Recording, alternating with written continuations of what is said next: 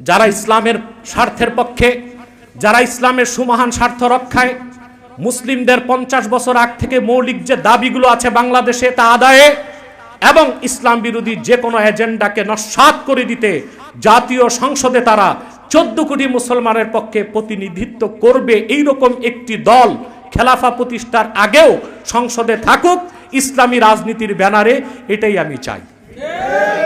এবং সেটাকে বাস্তবায়ন করার জন্যই ইসলামিক ইন্টেলেকচুয়াল ফোরাম এই আয়োজন করেছে। এখানে যারা আধ্যাত্মিক পীর মাশায়েখগণ আছেন আমার চেয়ে জ্ঞানী, একটি ক্ষেত্রেই তারা পিছিয়ে আছেন, রাজনীতি থেকে। এখন প্রশ্ন হচ্ছে, আমরা যারা পীর মাশায়েখ তাদের রাজনীতিতে আসার প্রয়োজনটা কি? এটা তো অন্যরা করতেছে। প্রথম হচ্ছে, স্বাভাবিকভাবেই পীর মাশায়েখ, ওলামায়ে কেরাম এবং তাদের উত্তরসূরি যারা ইসলামপন্থী তারাই বাংলাদেশে রাজনীতি করার প্রথম হকদার। কারণ বাংলাদেশের ইতিহাস কথা স্বীকার করে, বাংলাদেশ স্বাধীন হয়েছে আলেম ওলামা পীর মাশায়েখদের মেহনতের কারণে। টু নেশন থিওরি বা দ্বিজাতি তত্ত্বের কথা যারা জানি, আমরা জানি পশ্চিম পাকিস্তান মানে আজকের বাংলাদেশে মুসলিম জনসংখ্যা বেশি ছিল বলেই তো এটা পাকিস্তানের অংশ হয়েছে। যদি এখানে হিন্দুদের সংখ্যা বেশি হতো, স্বাভাবিক এটা ভারতের অংশ হতো। আর যদি এটা ভারতের অংশ হতো তাহলে কখনো 71 সালে বাংলাদেশ স্বাধীন হতো না।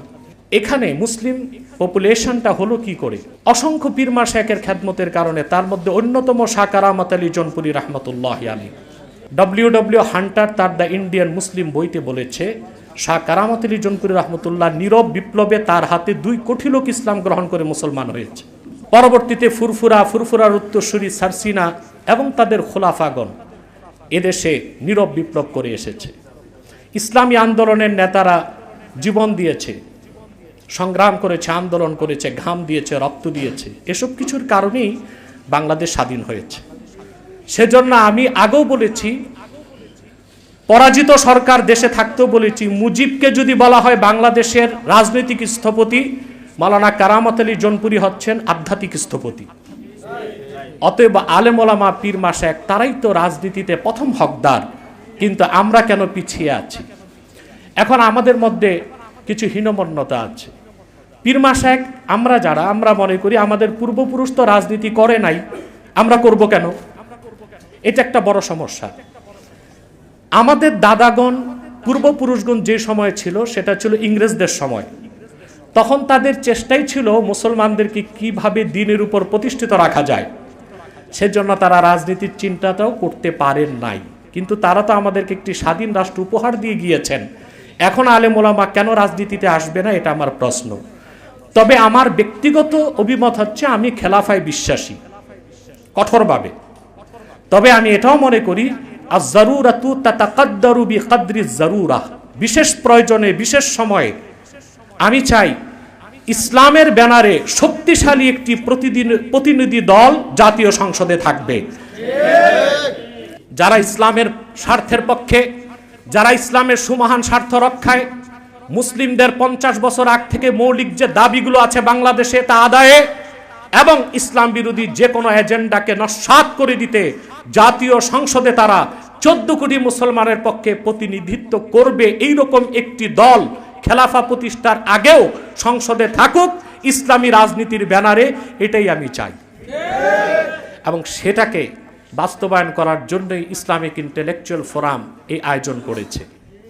এখানে পীর মাশায়েখরা অনেক জ্ঞানী, আলেম ওলামা যারা আছেন সবাই জ্ঞানী, সবাই মাসাইল জানেন।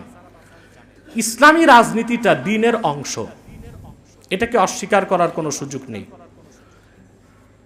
ইবনে খালদুন রহমতুল্লাহ তার মুকাদ্দামায় কথাগুলোকে উল্লেখ করেছেন এবং সেই কথার আলোকে বলা যায়, আসিয়াসিয়াতুল ইসলামিয়া জুজউন লা ইয়াতাজাজ্জাউ মিনাল ইসলাম। ইসলামী রাজনীতি পূর্ণাঙ্গ দ্বীন ইসলামের একটা অংশ, এটাকে ইসলাম থেকে বাদ দেবার কোনো সুযোগ নাই। আমরা যেন এটা ভুলে না যাই।